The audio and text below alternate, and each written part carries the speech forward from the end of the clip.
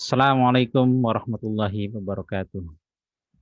Alhamdulillah alladzi akhrajakum min butuni ummahatikum la ta'lamuna syai'an wa ja'ala lakum sam'a wal absara wal afidah la'allakum tashkurun. Asyhadu an la ilaha illallah wahdahu la syarikalah wa asyhadu anna Muhammadan abduhu wa rasuluh la nabiyya ba'dah. Allahumma shalli wa sallim wa barik ala Muhammad wa ala alihi wa sahbihi ajma'in wa min tabi'ahum bi ihsanin ila yaumidin amma ba'd. Alhamdulillah kita ketemu kembali. Insyaallah kita akan coba riset kembali belajar dasar-dasarnya dulu yang semoga ini akan bermanfaat sebelum nanti kita belajar lebih lanjut tentang pengobatan tibun nabawi bersama HPA. Baik, mungkin materi pertama kali ini itu materi perubatan jawi akan saya bagi 2 atau mungkin 3 sesi karena panjang sebenarnya.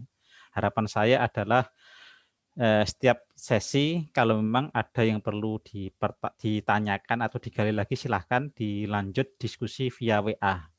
Mengapa? Ikhwatillahi, karena harapan saya tentu saja bahwa antum menguasai sebaik-baik mungkin. Ya. Saya sering sampaikan bahwa perubatan jawi itu ibarat kita mengkaji agama itu adalah pondasi dasar. Mirip-mirip persoalan akidah, mirip-mirip persoalan iman. Gitu kan. Artinya adalah apa? Sepanjang teori pengobatan yang akan dijalani nanti itu tidak akan keluar dari bingkai perubatan jawi. Bahkan kalau orang sudah mengerti dalamnya perubatan jawi, insya Allah bisa mengenali beberapa persoalan penyakit yang meskipun itu belum pernah dibahas oleh Pak Haji sekalipun, itu insya Allah bisa. Saya sendiri pernah mengalami itu ya, di mana saya menemukan sebuah penyakit ya, yang penyakit itu di tataran medis belum ada diketahui sebabnya dan cara terapinya gitu kan, dan di herbalis Pak Haji juga nggak pernah mengajarkannya gitu. Alhamdulillah dengan modal teori-teori itu kemudian kita bisa simpulkan sendiri terapinya, dan Allah mengizinkan ada yang berhasil dan juga Allah belum izinkan ada yang belum berhasil. Ya, ala kulihal itu adalah sebuah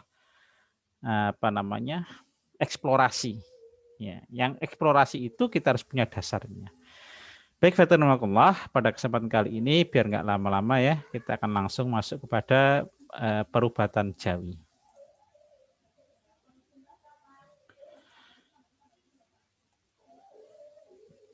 Jadi yang pertama, seni perubatan jawi itu sebenarnya nanti tidak akan jauh daripada perubatan syariah atau tibun nabawi yang ditulis oleh Ibnul Qayyim al-Jauziyah. Tetapi Pak Haji menggabungkannya dengan waqi'iyah, kondisi-kondisi real.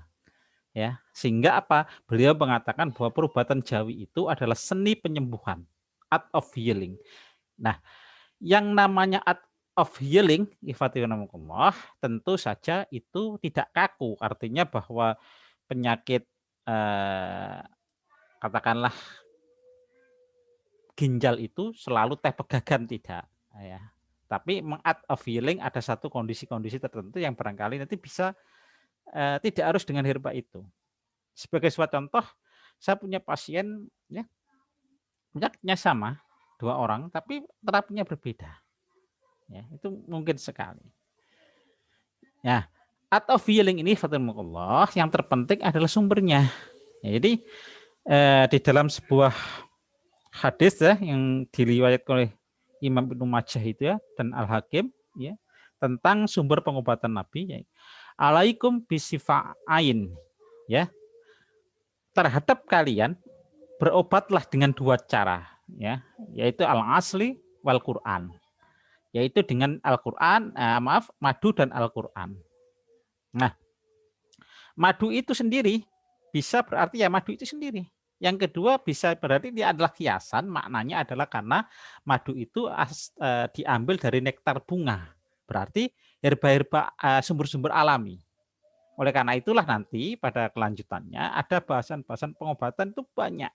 Ada habatus sauda, ada kurma, ada timun Mesir, ya, dan macam-macam sebagainya. Yang kedua, Quran. Ya, baik Quran itu sendiri karena Quran memiliki sifat as-sifa sebagai obat, ya, maupun Quran itu maknanya adalah segala perobatan itu tidak boleh bertentangan dengan nas. Kalau bisa, ya. Contoh kasus saja, kita tidak boleh berobat dengan yang haram, ya. Kita tidak boleh berobat itu tapi memudaratkan, ya.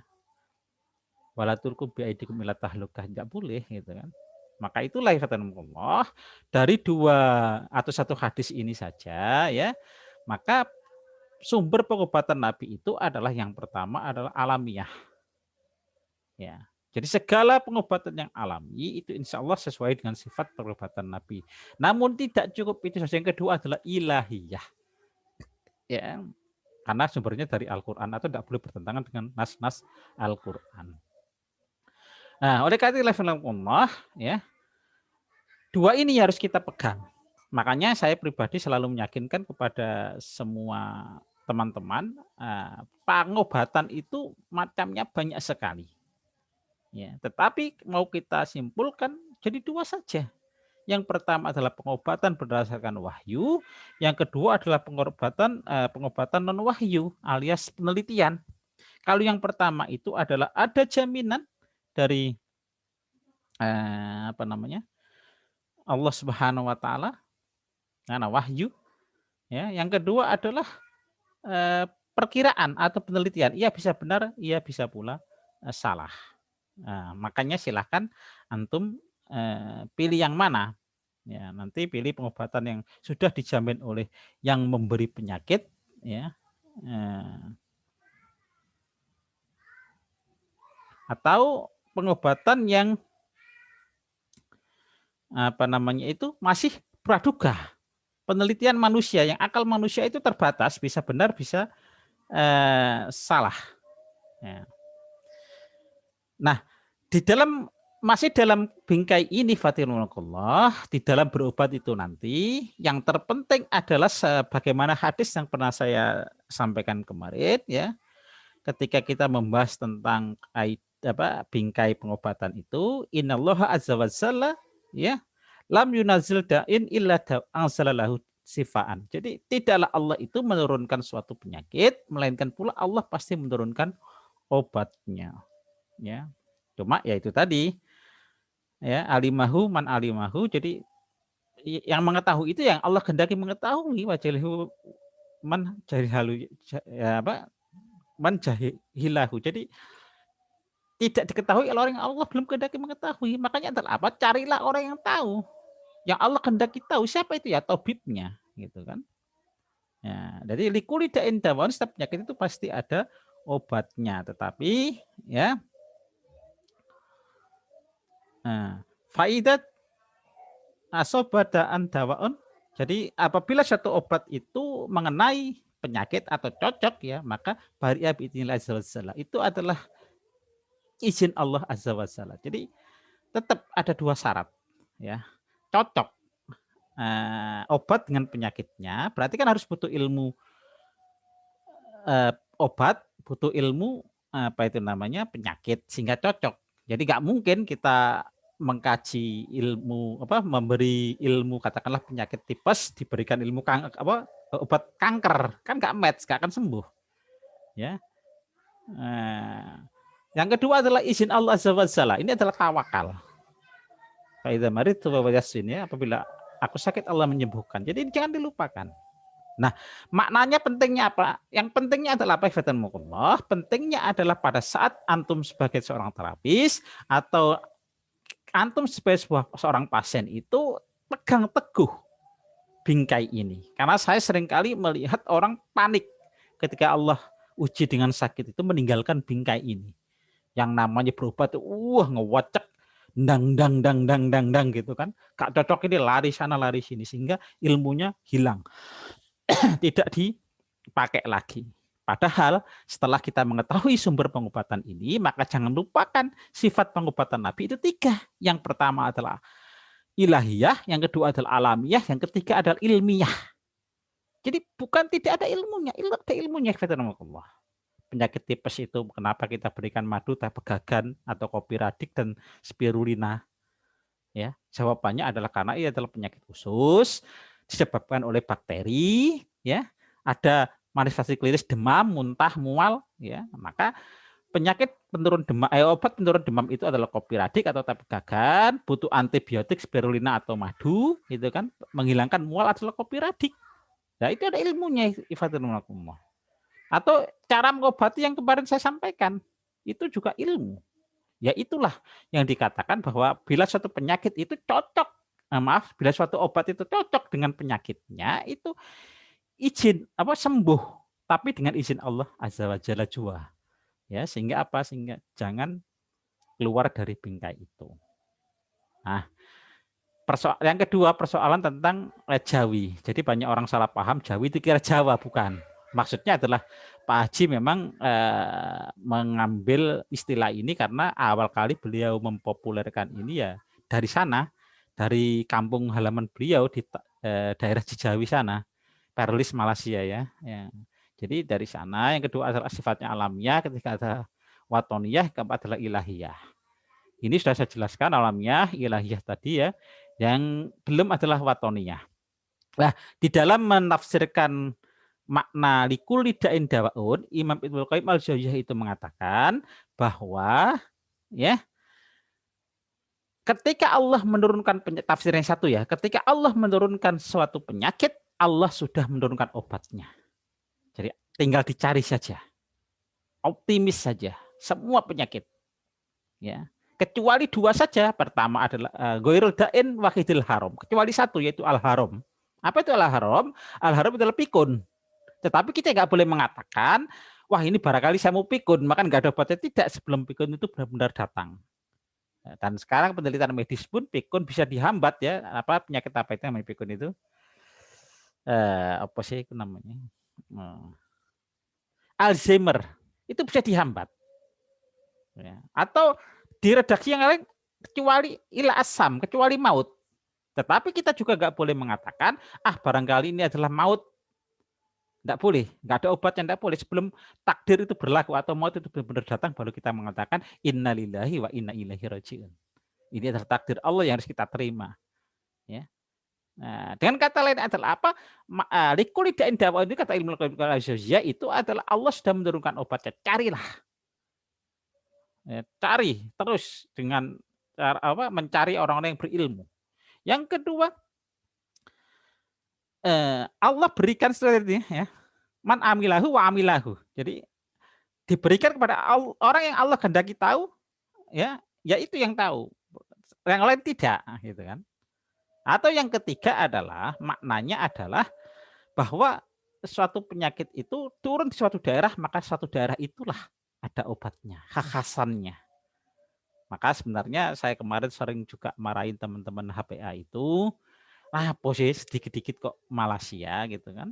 Nah, sebenarnya herba di sekitar kita juga bisa. Bahkan Pak Haji itu mengatakan bahwa kekuatan suatu herba itu biasanya tergantung di daerah tersebut.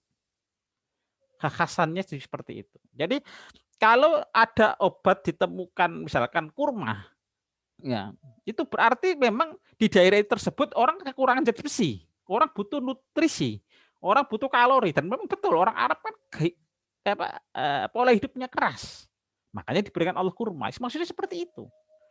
Walaupun kurma itu kemudian punya sifat keumuman juga berlaku buat semua orang. Tetapi juga ada kelemahan yang namanya makanan, dia sifatnya adalah panas, ya tidak boleh untuk penyakit mata. Itu nanti kan kita bahas di lain waktu. Jadi maksudnya watoniyah itu. Dengan kata lain bahwa makanya Pak Haji itu tidak murni membuat obat di Merapi itu dari Malaysia tidak, tapi menggunakan potensi herba Indonesia itu sendiri. Harapannya adalah apa? Satu penyakit dalam satu daerah itu di sekitar itulah obatnya. Insya Allah. Ya, nah, yang ketiga ifatilmakullah, tentang kekuatan fitrah. Bahwa ketika manusia lahir itu, Allah telah bekali kekuatan fitrah. Yang itu bisa membuat repairing atau kesembuhan self-healing. Dan 50%-nya adalah masalah spiritual. masalah keyakinan, masalah pengelolaan hati, jiwa. Ya. Nah, yang kedua adalah masalah mental, masalah akal. Jadi ketika menghadapi penyakit itu kita akan sembuh itu mental kita, akal kita. Oh kenapa ini? Oh dengan ini. Jadi nggak boleh kemudian orang itu panik lantas melakukan segala hal, minum racun tidak boleh. Ya nanti kita emosional, berani mengendalikan emosinya. Yang namanya penyakit gula ya pantangan manis ya harus mau manis. Jangan kayak tetangga mertua saya. Udah tak ingatin Pak, jangan minum berkarbonasi. Ah Mas, hidup sekali aja kok nggak boleh ini itu. Nanti kalau mati ya mati. Sebulan kemudian mati beneran dia. Ya, pankreasnya rusak. Yang ketiga adalah persoalan fiskal, fisik. Fisik itu tergantung istirahat yang cukup. Yang kedua adalah makanan halal dan toyib. Yang ketiga adalah yang kedua adalah makanan yang halal, ketiga adalah toyib. Ya, cukup olahraga, cukup istirahat, maksudnya makanan halal dan toyib, tiga itu. Ya, dengan kata lain adalah apa? Ketika kita sakit atau menghadapi pasien, tolong bangkitkan ini dulu. Jangan persoalan obat, jadi pendekatan kita bukan sekedar pendekatan dagang. Yang penting laku, untung banyak, selesai ditinggal, bukan. Tapi kewajiban kita adalah membangkitkan ini. Itulah sebabnya meskipun orang itu putus asa ya terhadap satu penyakit, saya berusaha dekati. Saya pernah ceritakan kan itu pasien online saya tentang kanker anus itu tetap saya dekati. Ada pasien leukemia saya dekati. Walaupun akhirnya tetap juga meninggal, tapi apa? Kita bangkitkan ini. Ya. Nah, yang keempat tentang konsepnya. Jadi konsep pengobatan Jawi itu adalah improve, memperbaiki, and maintain dan memelihara body system, sistem imun, against virus, melawan virus atau tekanan parasit-parasit yang lain. Jadi preventif. Ya, kalau sudah terjadi penyakit ya baru kuratif. Dengan kata lain adalah apa? Bisa mungkin kita melakukan upaya sehat itu adalah dengan cara preventif sebelum sakit. Lakukan pola-pola penjagaan hidup sehat, bukan kemudian nunggu sakit baru kemudian panik, konsultasi sana konsultasi sini, ya cari obat. Celakanya lagi kalau yang dikonsultasi lebih dari satu, jawabannya beda-beda, bingung. Nah, ya kan? Bingung. Ini ngeresepkan A itu kok resepkan B, mana ya harus saya minum, diminum semuanya, tambah gak bertentangan, malah gak sembuh-sembuh, bingung juga. Ya. Oleh karena itu, Allah, ayo dimulai dari awal. Di bagian yang lalu saya sudah pernah menjelaskan dengan apa kita mengelola atau memelihara kesehatan kita. Yang pertama adalah dengan enzim, yang kedua adalah dengan hormon, yang ketiga adalah dengan penyeimbangan empat unsur Ibnu Simna. Ya, itu yang ketiga. Minimal dengan tiga ini. Ya. Baru kalau sakit silahkan berobat sesuai dengan sifat penyakitnya itu. Kalau orang sehat minimal tiga ini. Dengan kata lain, ayo konsumsi kopi radik untuk keseimbangan unsur. Untuk enzim silakan moringa atau spirulina dengan madu, ya. Dan untuk hormon silakan menggunakan XHGH, ya, human growth hormone. Insya Allah. Kalau nggak ada HGH, silakan gunakan gamat, ya, dengan kopi radik, insya Allah. Tapi lebih baik lagi HGH, ya, insya Allah.